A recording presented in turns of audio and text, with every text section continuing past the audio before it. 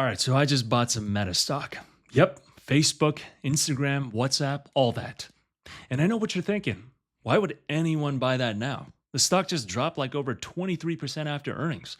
Well, in this video, I'll break down 5 reasons why I just bought Meta stock. Now, this is my first video, and just so you know what you're getting into, I'm not here to break down Fibonacci retracements or technical charts. What I'm offering is my own way of looking at companies, doing a thorough deep dive, zooming out, trying products out with my own two hands, observing consumer behavior, and sharing insights that complement the math and data that's already out there. Quick disclaimer before we dive in.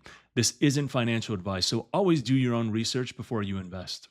I'm not a trader. I'm a long-term investor. I've owned Apple stock for 14 years. I've been investing for about 20 years. In future videos, I'll be sharing more about the companies I own in my portfolio, so stay tuned or subscribe. Out of the Magnificent Seven, Apple, Microsoft, Google, Amazon, Nvidia, Tesla, and Meta, only 3 are still run by their original founders: Nvidia, Tesla, and Meta. Founder-led companies outperform non-founder-led companies over long periods of time. This is because founders have a different level of conviction. They're not hired managers protecting a quarterly bonus. They're building the thing they dreamed up in a dorm room or a garage. That long-term mindset leads to bolder bets, more patience, and decisions that maximize the next 10 to 20 years, not just the next earnings call. They also understand the company's original DNA better than anyone. So when challenges hit, scandals, regulation, new competitors, they can navigate with a unique intuition without losing the core identity. Founders also have skin in the game. In the case of Meta, Mark owns 13% of the company. When the CEO's personal net worth is tied to the stock, you can bet they're thinking about durability, trust, innovation, and long-term competitive advantage. Mark Zuckerberg's 41 years old. Elon Musk is 54, and he's not technically the founder of Tesla, but that's a story for another day. Jensen Huang, founder of Nvidia, 62. Both absolute legends, but you can see how much time Zuck still has ahead of him. He's been doing this since college, and he's still fully locked in. Back in 2006, Yahoo offered Mark $1 billion for Facebook when he was just 22. That's $1.6 billion today adjusted for inflation. Everyone told him to take it. He said no. That's wild. Most people would have taken that in a heartbeat. Today, Meta's worth over $1 trillion. That's the kind of conviction that tells you this guy plays the long game. Across Facebook, Instagram, WhatsApp, Messenger, and Threads, Meta has 3.5 billion daily active users, and it's been on an upward trajectory for several years. That's almost half the global population using a Meta product every day. When a company operates at that scale, it's not easy to disrupt. The stock's recent 23% drop, mostly fear around rising costs, mainly from AI and reality labs. But to me, that's the price of building for the next decade, not just the next quarter. And there was a one-time tax fee that skewed the numbers and, in my opinion, triggered the automated algorithms on Wall Street to sell off. Let's be honest, Meta's been through the ringer. The 2016 Cambridge Analytica election scandal, misinformation, info wars, Russian interference, government hearings, all of it. But here's what people overlook. They learned from all that. They built new defenses, massive teams, systems, and technology to protect against the same problems. Those are incredibly hard things for any new platform to replicate at this scale.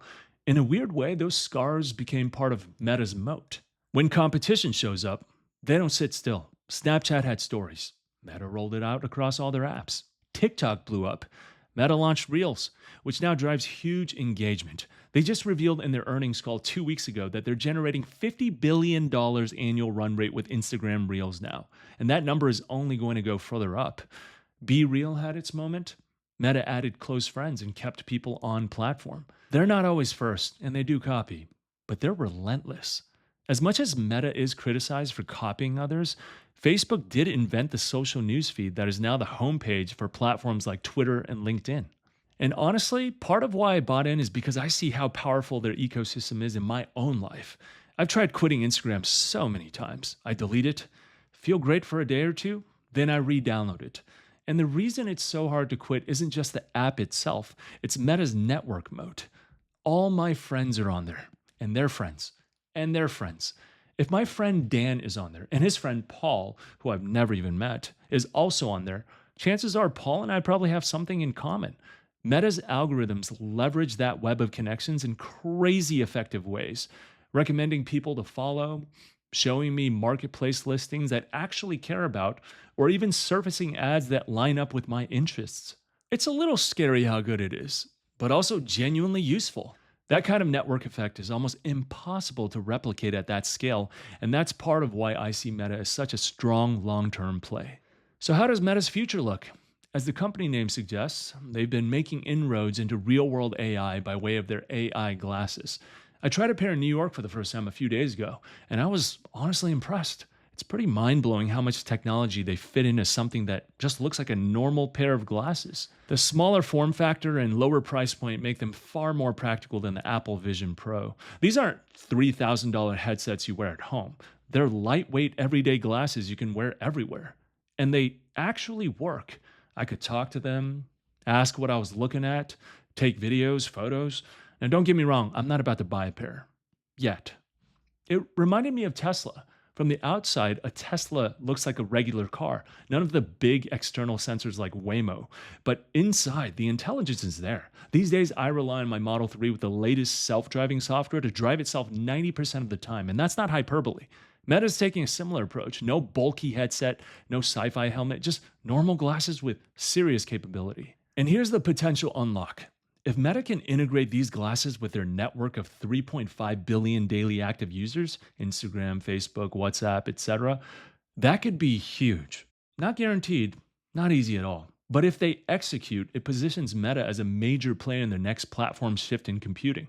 So, yeah, to sum it up, Meta's made mistakes. They've copied or adopted popular features of competitors. It's controversial, but it's led by a founder who's still ambitious. It serves billions of users daily, and it's proven time and again that it can take a hit and come back stronger. Honestly, human behavior and trends change over time. Meta's mission statement is to build the future of human connection and the technology that makes it possible. The way we connect has changed over time. Pre internet, it was in person, then mobile phones to smartphones, and now social media. The way Meta has continuously evolved its products while at times copying other platforms' features is in line with their mission statement. Well, there you have it. That's why I bought Meta stock, and I plan to hold it long term as long as the story stays intact. Could the stock drop further from here? Absolutely.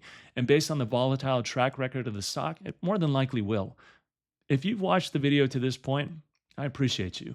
Stay tuned, subscribe. I plan to share more insights regarding investing, technology, and generating wealth to unlock freedom in our lives, to explore our inner creativity. Expect many more videos to come in the following days and weeks. Peace.